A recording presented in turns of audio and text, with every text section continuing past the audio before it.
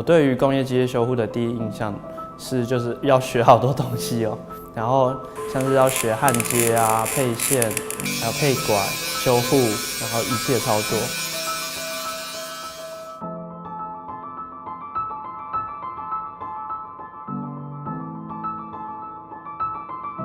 我小时候就喜欢拆那种电风扇啊，然后把它拆开来，然后最后却就装不回去，然后就长大以后就想说，那我假如念机械科，我是不是以后都可以修自己家里的东西了？这样。工业机械修护的话，它比较像是就是维修大型的机台，然后它会用到很多技术，像是机械加工，或者是弯管，或者是焊接，然后一些电器上的配置。它就像是工业机械方面的医生，因为他要先判断就是机械哪边有异常，然后你再用适当的方式去维修它。这行业最难的地方在于你要懂各个方面的技术，像是你要懂电，你要懂机械，你要懂比较专精的一些技术。其实工业机械修护一般我们都把它定位在，就是说它归属在属于机械科的领域里面。机械科的同学他们在培训这样的过程当中，事实上他可能只是以前做机械的操作，现在却必须要去学到焊接啊，学到钣金啊，甚至我们有一些像雷射对芯啊，像温度检测啊，甚至我们要使用到这个像素的检测，这些他们以前都没有学过，所以他们在跨足这个领域的时候，我觉得他们是很辛苦的一个地方。我们这个行业其实在国际上的竞争力是非常强的。为什么呢？因为我们台湾有很好的人才，很好的技职训练的体制。企业里面呢，造成我们企业就有相当的竞争力。早期我们做代工，代工完之后做成品，成品来外销全世界。所以现在的这个全世界的占有率呢，在我这个行业里面大概排第4名。所以这个行业在世界上是可以发光发热的。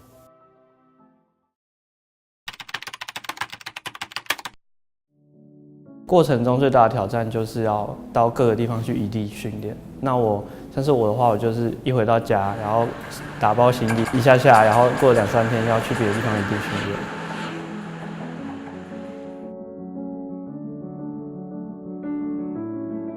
你回到家，然后大概收拾个衣服，然后过个2-3天，那你要去别的地方异地训练，你可能要去台南，然后练习焊接，你可能要去。就是回家然后收一下，你要去台中练习组装工具机。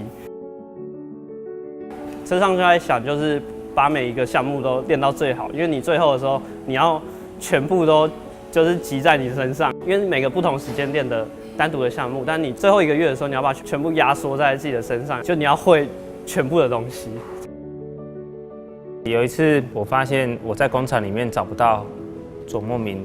后来我在材料室发现他蹲在门的后面啜泣，因为老师啊、裁判长都对他有很大的期待，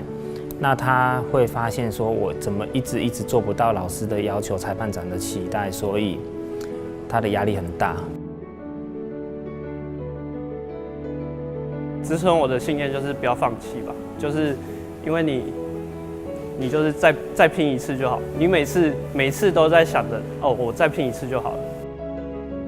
了。舒压的话，我都会到旁边的那个河堤跑步，就会看到前面的人，然后就想说，那个假如是第1名，那我就要跑过他，我就可以当第1名。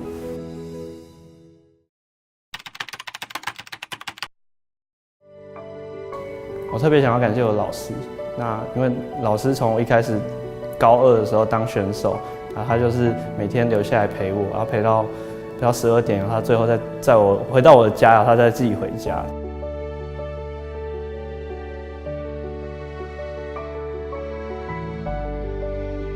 学生对我而言是比我的家人更重要的，至少目前都还是这样。在孟明选上国手之后的隔1天，我才跟我老婆先去登记结婚。所以我所有的工作会先以学生为主。我记得很清楚，要迎娶的那一天，我还跟裁判长在讨论左莫明的训练工作。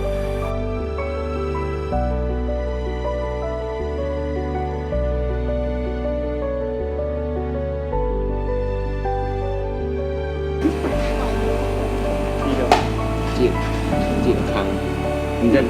哪一个？第一个健康和安全。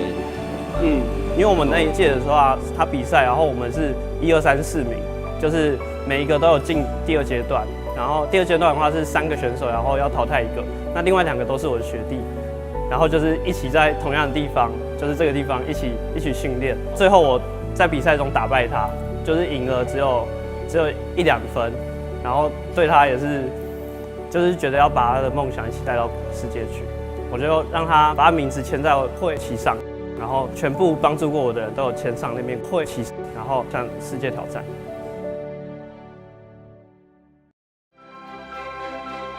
就是进到比赛场前是非常紧张，就是大家都在想哦，等一下我们大家要做什么，然后大家都是在那边假装在聊天，但是其实大家内心都在打架。然后进到比赛场以后，就是变成就是专注在自己的世界里。然后讲的那一刹那，我内心就是觉得哦，尽到自己的努力，那我最后得了什么奖其实也不重要，重要是就是自己学到了什么。